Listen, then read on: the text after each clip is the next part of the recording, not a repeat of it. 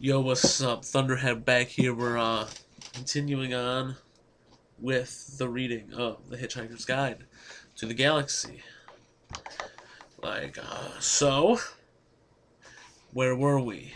You know, who knows what's going on, man, but let's get to the, let's read. Let's go with this one for tonight. Alright. So, we were at fucking chapter 1, the house. The house stood on a light rise above the edge of the village.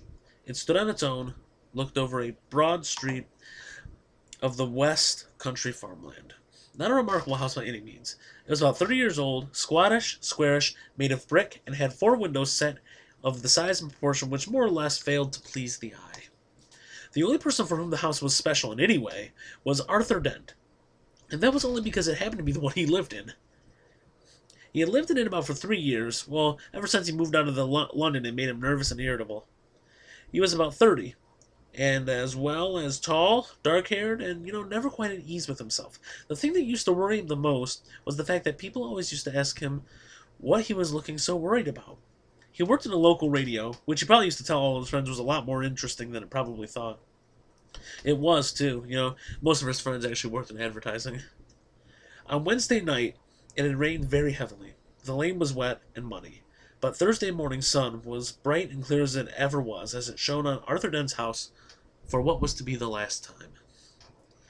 It hadn't properly registered with Arthur yet that the council actually wanted to knock his house down and build a bypass. At 8 o'clock on Thursday morning, Arthur didn't feel very good. He woke up blearily. He got up, wandered blearily around his room, opened a window, saw a bulldozer, found his slippers, and stomped off to the bathroom to wash. Toothpaste on the brush, and scrub. Shaving mirror pointed at the ceiling. He adjusted it. For a moment, it reflected a second bulldozer through the bedroom window.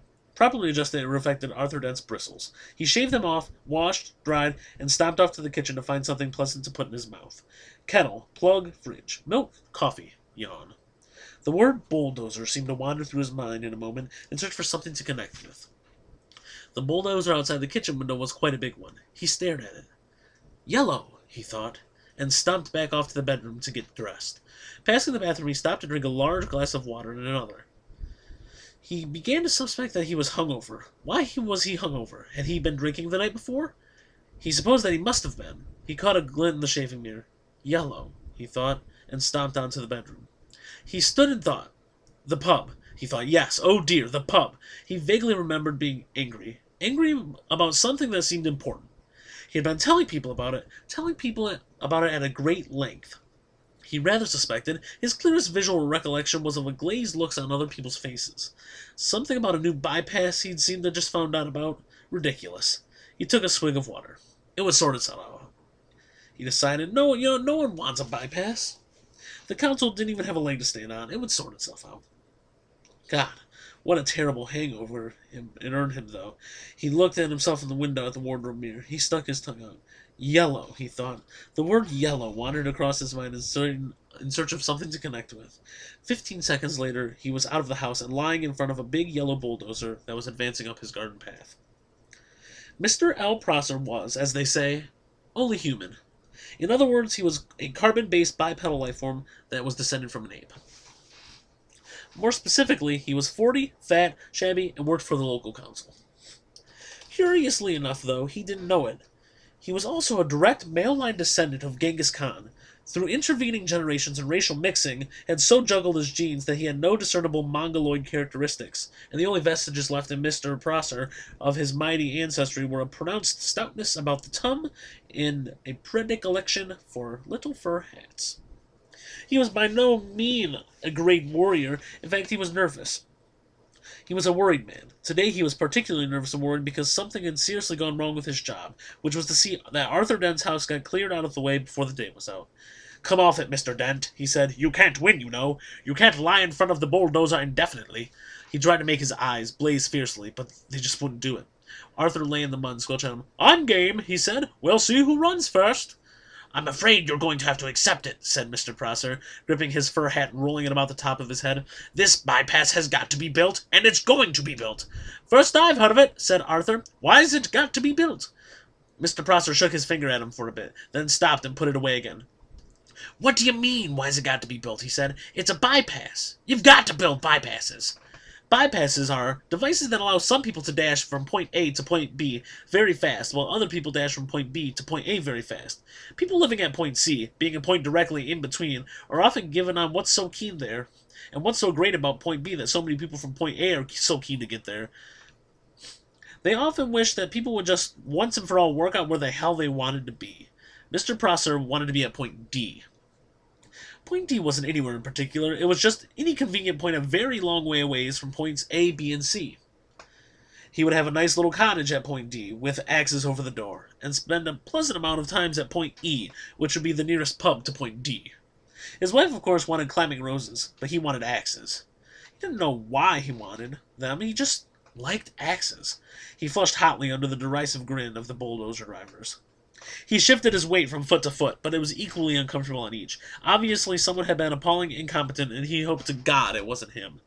Mr. Prosser said, "You are quite entitled to make any suggestions or protests at the appropriate time, you know." "Appropriate time?" hooted Arthur. "Appropriate time? What was I first know when a workman arrived at my house yesterday? I asked him to come clean to the windows, and he said no. He'd come to demolish the house. He didn't tell me straight away, of course. Oh, no. First he wiped a couple of windows and charged me a $5. Then he told me. But, Mr. Dent, the plans have been available in the local planning office for the last 9 months. Oh, yes, well, as I know, I went straight round to see them. Yesterday afternoon, you know. You hadn't exactly gone out of your way to call attention to them, have you? I mean, you're actually telling anybody or anything. But the plans were on display. On display? I eventually had to go down to the cellar to find them. That's the display department. With a flashlight. Oh, well, the lights are probably gone. So had the stairs. But look, you found the notice, didn't you? Yes. Well, yes, I did, said Arthur. It was on display in the bottom of a locked filing cabinet stuck in a disused lavatory with a sign on the door saying, Beware of the leopard. A cloud passed overhead. It cast a shadow over Arthur Dent, propped up on his elbow in the cold mud. It cast a shadow over Arthur Dent's house. Mr. Prosser frowned at it. "It's not as if it was a particularly nice house," he said. "I'm sorry, but I happen to like it." "You like the bypass?" "Oh, shut up," said Arthur Dent. "Shut up and go away, and take your bloody bypass with you. You haven't got a leg to stand on, and you know it." Mr. Prosser's mouth opened and closed a couple of times while his mind was, for a moment, filled with inexplicable but terribly attractive versions of Arthur Dent's house being consumed with fire, and Arthur himself running screaming from the blazing ruin with at least 3 hefty spears protruding from his back. Mr. Prosser was often bothered with visions like these, and they made him very nervous. He stuttered for a moment, then pulled himself together. "Mr. Dent," he said. "Hello, yes," said Arthur. "Some factual information for you. Have you any idea how much damage that bulldozer would suffer if I let it just roll straight over you?" "How much?" "Not at all," said Mr. Prosser, and stormed nervously off, wondering why his brain was filled with 1,000 hairy horsemen all shouting at him. Ape-descendant Arthur Dent had one of his closest friends was not descended from an ape, but was in fact from a small planet somewhere in the vicinity of Betelgeuse, and not from Guilford as he usually claimed. Arthur Dent had never, ever suspected this. The friend of his first arrived on planet Earth some 15 years previously, and worked hard to blend himself into Earth society, with, it must be said, some success. For instance, he spent those 15 years pretending to be an out-of-work actor, which was plausible enough. He had made one careless blunder, though. He had skimped a bit on his preparatory research. The information he had gathered had led him to choose the name Ford Prefect as being nicely inconspicuous. He was not conspicuously tall. His features were striking, but not conspicuously handsome. His hair was wiry and gingerish and brushed backward from the temples. His skin seemed to be pulled backwards from the nose. There was something very slightly odd about him, but it was difficult to say what it was. Perhaps it was that his eyes didn't seem to blink as much as they need to.